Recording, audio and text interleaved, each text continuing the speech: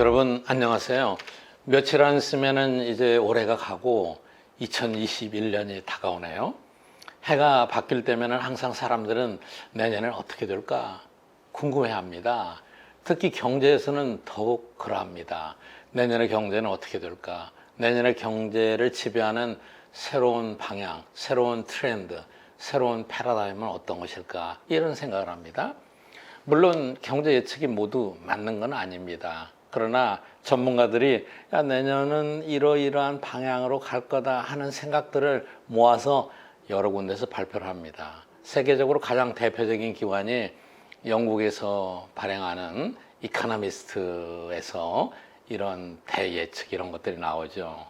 그런데 올해도 여짐없이 어김없이 내년에 대한 이코노미스트의 분석이 나왔어요. 10개 트렌드를 얘기했는데 오늘 이 시간에는 2021년의 10대 트렌드 이걸 한번 여러분과 같이 살펴보려고 합니다. 맨 처음에 표지가 여러분 이 표지 뭐예요? 잘 안 가보셨죠?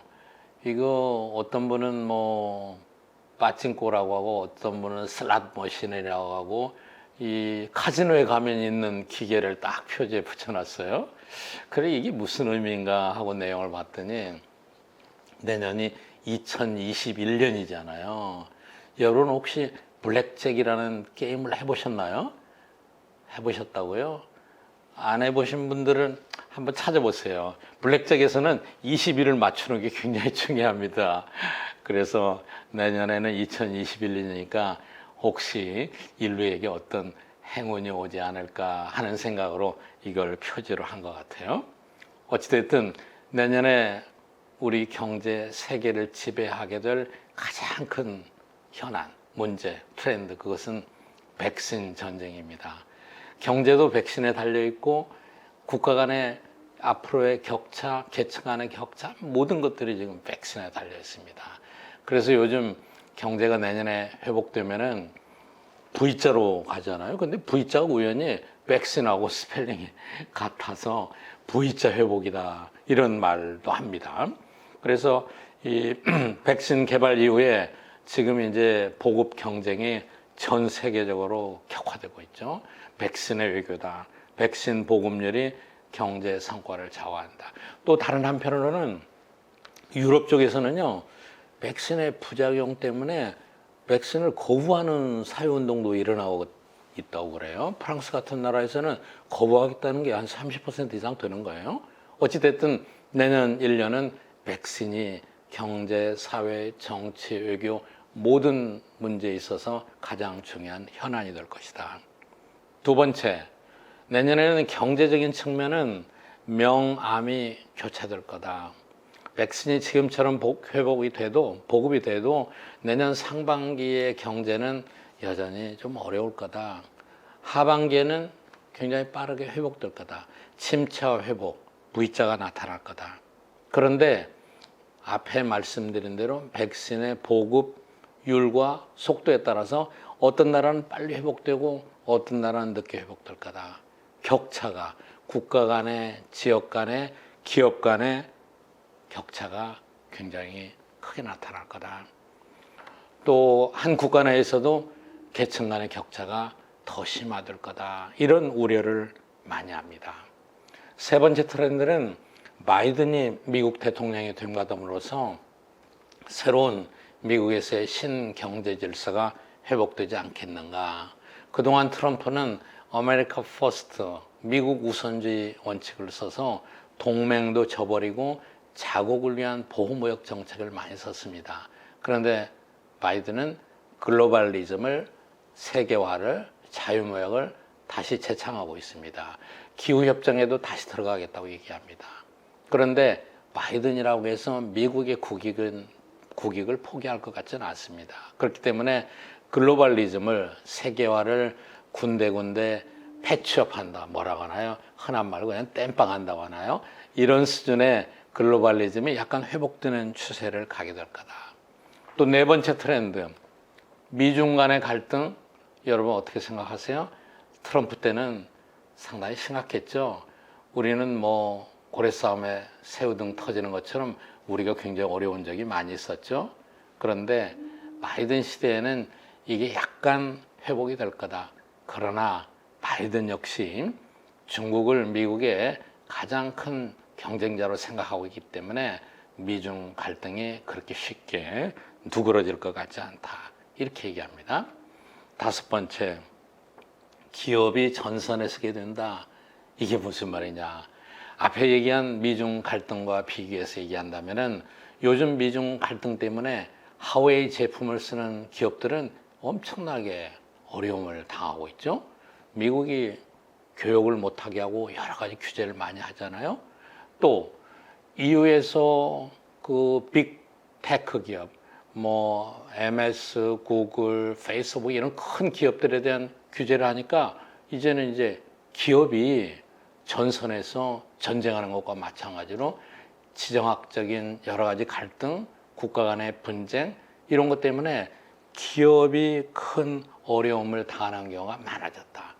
과거에는 기업을 경영할 때는 노사 문제 또는 이제 환경, 사회, 거버넌스, ESG라고 흔히 얘기하죠. 이런 거에 신경을 썼었는데 2021년에 이제 국가 간의 갈등 이것도 신경을 써야 될 거다. 기업이 전선에 서게 된다. 여섯 번째는 제목만 얘기도 여러분 다 아실 거예요. 흔히 말하는 포스트 팬데믹.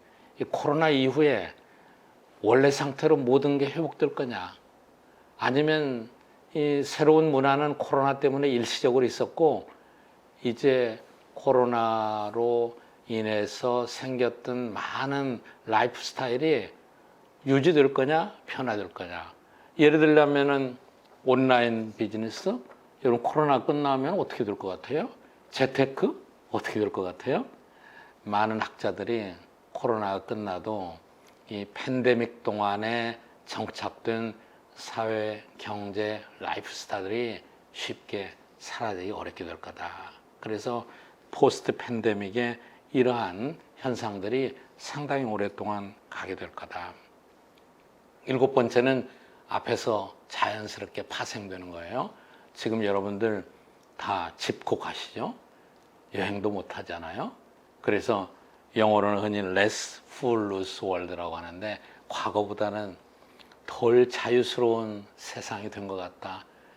관광, 비행기 타고 해외 나가는 거, 크루즈, 문화, 대학의 교류 이런 거 많이 한동안 줄어들게 될 거다. 그 다음에 여덟 번째는 이제 기후변화를 국가 간의 협약을 통해서 추진하는 일들이 다시 시작될 거다. 그 다음에 아홉 번째는 이 재밌어요. The Year of Deja Vu. 데자뷰는 무슨 뜻입니까? 한 번도 경험해보지 못했지만은 뭔가 알 수 있을 것 같다. 이런 게 데자뷰 아니겠어요? 근데 2021년에는 지금 연기된 동경올림픽도 있고 두바이 엑스포도 있고 세계적인 큰 사건들이 많이 있어요. 우리가 한 번도 2021년이니까 아직 경험해보지 못했지만은 그래도 우리가 예상되는 게 까딱하면은 2020년에 되풀이가 되지 않을까 하는 걱정. 또 다른 한편으로는 이제 백신이 정말 효과가 날 거니까 2020년과는 다를 거다. 이런 기대가 교차하는 그런 한 해가 될 거다. 마지막 열 번째. 여러분 건강하시죠? 그런데 크게 생각해 보세요. 인류가 호모사피엔스가 정말 취약하죠? 그 작은 바이러스 때문에 미국에서는 지금 2차 세계대전보다도 더 많은 인명이 사라졌죠. 그래서 지구상에 2021년 어느 때라도 또 다른 위기가 올 수 있는 가능성은 항상 살아있다. 예를 들어서 지금 백신이 보급되고 있지만은 백신의 효과가 예상대로 나타나지 않는다. 백신의 부작용이 더 크게 나타난다. 또 항상 우리를 위협하는 핵, 테러 이런 예측하기 어려운 불확실성은 항상 우리에게 상존해 있다. 이것이 우리가 벗어날 수 없는 인류의 숙명이다. 여러분 어떠세요? 내년에 10개 트렌드가 희망적인 게 있고 그냥 그저 그렇고 불확실하고 또 절망적인 거 이런 것들이 교차해서 나타날 것 같아요. 여러분들 이런 가운데 항상 건강하고 안전하고 또 사회 자체가 지속적으로 성장할 수 있는 그런 한 해가 되기를 여러분과 함께 기대해 보겠습니다. 감사합니다.